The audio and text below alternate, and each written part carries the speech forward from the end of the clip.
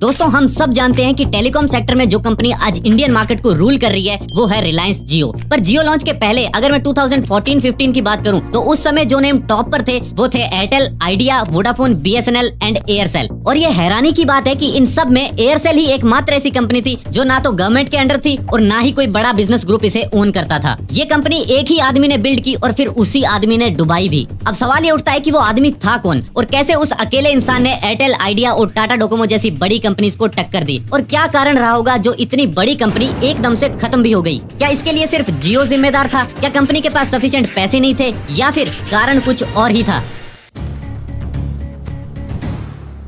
Aircel की शुरुआत 1999 में शिवा शंकरन जी ने की थी। ये तमिलनाडु के कोविलर विलेज से आते हैं। रिटेल और रियल एस्टेट जैसी चीजों में इंटरेस्ट था। अब 1990s की बात करें तो ये वो टाइम था जब इंडियन टेलीकॉम मार्केट में बहुत बड़ा रेवोल्यूशन आया था, क्योंकि उस टाइम एक तो सेल फोन्स की डिमांड बहुत तेजी से बढ़ रही थी और दूसरा ये कि नई ग्लोबलाइजेशन पॉलिसीज के अकॉर्डिंग अब गवर्नमेंट को प्राइवेट कंपनीज को भी टेलीकॉम सेक्टर में शंकरन जी ने इस चीज का पूरा फायदा उठाया। उन्हें पता था कि अगर सेल फोन्स इतने ज्यादा बिक रहे हैं तो इसका मतलब सिम कार्ड्स भी उतने ही बिकेंगे, और ऐसे वो एयरसेल के साथ टेलीकॉम सेक्टर में एंटर हुए। शुरुआत इन्होंने तमिलनाडु से की। वहाँ सबसे पहले इन्होंने फाइबर ऑप्टिक केबल्स और बेस स्टेशन सेटअप किए ताकि एक रिलायबल टेलीकॉम नेटवर्क बिल्ड हो सके। और शुरू में एयरसेल का फोकस भी इसी चीज पर था कि एक तगड़ा नेटवर्क इंफ्रास्ट्रक्चर बना के सब्सक्राइबर बेस को एक्सपेंड किया जाए, और इसका इन्हें फायदा भी मिला। एयरसेल के रोबस्ट इंफ्रास्ट्रक्चर की वजह से कस्टमर्स को सीमलेस कनेक्टिविटी और हाई क्वालिटी सर्विस मिलने लगी, और ऐसे इन्होंने धीरे धीरे करके 5 साल में पूरे तमिलनाडु को कैप्चर कर लिया। अब इन्हें एक रीजन में सक्सेस मिल चुकी थी तो इन्होंने बाकी स्टेट्स को भी कवर करने का सोचा, क्योंकि अब बारी थी रीजनल से नेशनल प्लेयर बनने की। तो बिना ज्यादा सोचे समझे ये आसाम, नॉर्थ ईस्ट, ओडिशा, बिहार और जम्मू कश्मीर जैसे स्टेट्स में अपने बिजनेस को एक्सपेंड करने लगे। उस टाइम एयरसेल अपनी यूनिक सर्विस के लिए जाना जाता था। ये लोकलाइज्ड कंटेंट ऑफर करते थे, रीजनल लैंग्वेज सपोर्ट देते थे और कई वैल्यू एडेड सर्विसेज भी प्रोवाइड करते थे। एंटर होते वहीं अपना तगड़ा कस्टमर बेस बना लेते। और सिर्फ इतना ही मत समझना, इन सब के अलावा भी कुछ रीजन है जिनकी वजह से एयरसेल इतना बड़ा प्लेयर बन पाया था।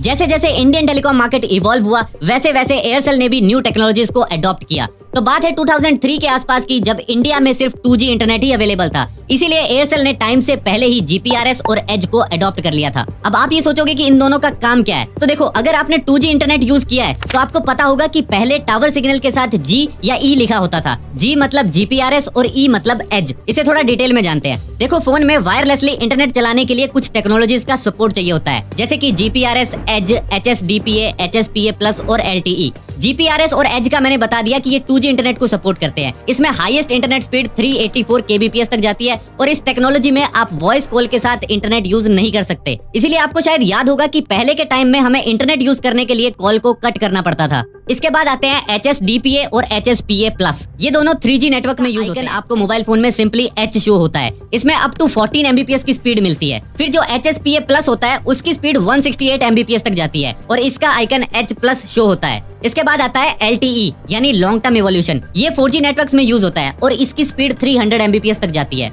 अब एयरसेल की बात करें तो इन्होंने इन सभी टेक्नोलॉजीज को बहुत जल्दी से अपने हाथ में कर लिया था।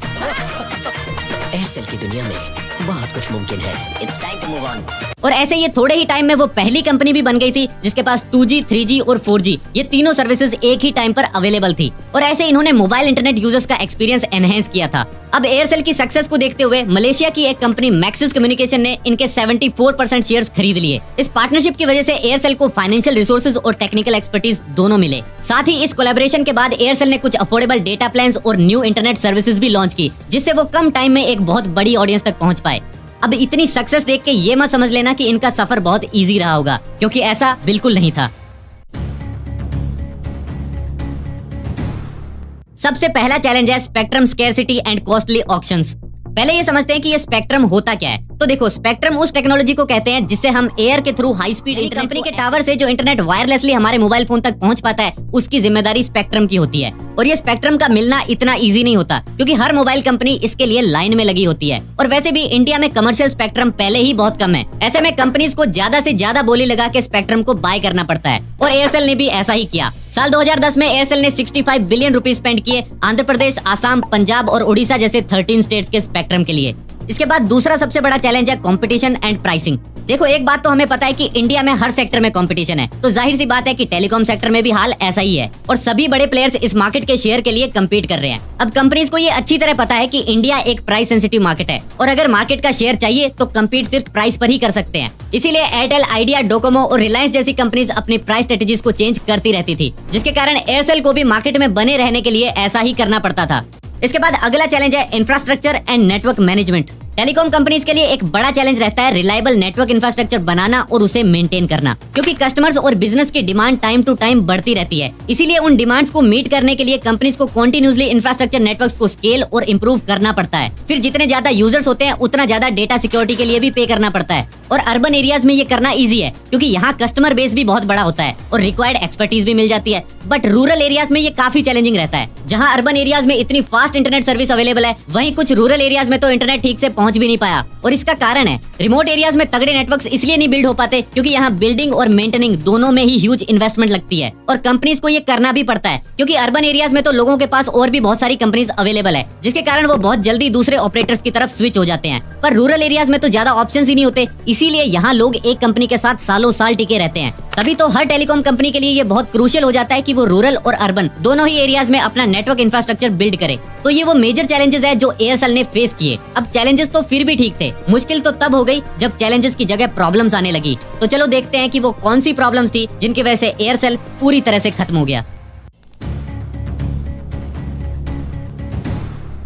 बात है 2008 की, जब टेलीकॉम कंपनीज को 2G स्पेक्ट्रम के लाइसेंस इशू किए जा रहे थे। उस साल सिर्फ प्राइवेट टेलीकॉम ऑपरेटर्स को करीब 122 लाइसेंस दिए गए थे। अब यहाँ तक सब कुछ ठीक था, पर अगले ही साल एक ट्विस्ट आया। साल 2009 में सेंट्रल विजिलेंस कमीशन ने सीबीआई को ये स्पेक्ट्रम लाइसेंस का मामला इन्वेस्टिगेट करने का ऑर्डर दिया और इन्वेस्टिगेशन में पता चला कि लाइसेंस इलीगल तरीके से दिए गए थे। असल में कोई ऑक्शन हुआ ही नहीं था, जो टॉप प्लेयर्स थे सिर्फ उन्हीं को लाइसेंस दिए गए थे और एयरसेल भी उन्हीं में से एक था। तो ये पूरे घपले को देखते हुए सुप्रीम कोर्ट ने पूरे के पूरे यानी 122 टेलीकॉम लाइसेंस कैंसिल कर दिए। अब कंपनीज के लिए एक बहुत बड़ी प्रॉब्लम थी, स्पेशली एयरसेल के लिए, क्योंकि लाइसेंस और पैसे दोनों जा चुके थे। हालत इतनी बुरी हो गई थी कि दोबारा लाइसेंस लेने के लिए कंपनी को भारी डेट लेना पड़ा और उसी दिन से कंपनी के प्रॉफिट्स निकलना बंद हो गए। एयरसेल को ये समझ आ चुका था कि अब वो बहुत तेजी से नीचे जाने वाले हैं, इसीलिए उन्होंने हाथ पैर मारने स्टार्ट किए। एयरसेल अब किसी और कंपनी के साथ पार्टनरशिप करना चाहती थी। उस टाइम इनके पास 89 मिलियन सब्सक्राइबर्स और करीब 40,000 टावर्स थे, पर कंपनी की सिचुएशन इतनी खराब थी कि कोई मर्ज होने को रेडी ही नहीं था। पर बहुत कोशिश करने के बाद रिलायंस एयरसेल के साथ मर्ज होने को रेडी हो गया। जी हाँ, रिलायंस कम्युनिकेशन उस टाइम अनिल अंबानी के पास था और जाहिर सी बात है कि लॉस में था। तो रिलायंस ने सोचा कि इनके साथ मर्ज होके हमें टावर्स भी मिल जाएंगे और मिलकर शायद हम प्रॉफिट्स भी निकाल लें। बट अनफॉर्चुनेटली ऐसा हो नहीं पाया और मर्जर के बाद भी लॉस बढ़ता चला गया, जिसके कारण अगले ही साल 2017 में रिलायंस ने एयरसेल के साथ एग्रीमेंट खत्म कर दिया।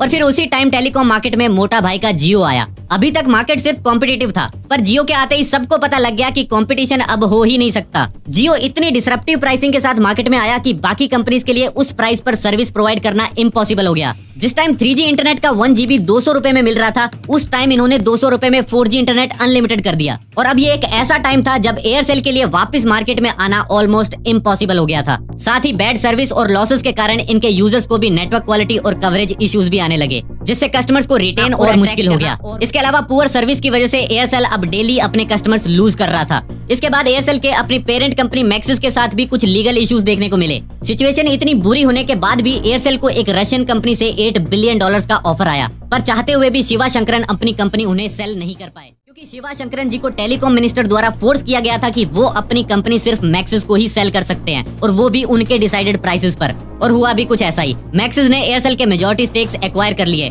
और बिजनेस के आगे बढ़ने के सारे रास्ते बंद हो गए, जिसके चलते मजबूरन 2018 में एयरसेल ने बैंक्रप्सी फाइल कर दी।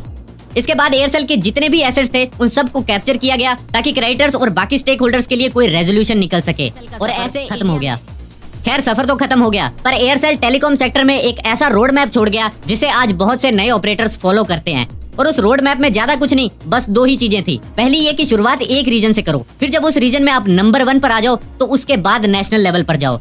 और दूसरी ये कि तुम्हारा सारा बिजनेस कस्टमर सेंट्रिक होना चाहिए। कस्टमर की क्या जरूरत है बस वो देखो। तो दोस्तों, आज की इस वीडियो में बस इतना ही। वीडियो पसंद आई हो तो लाइक और शेयर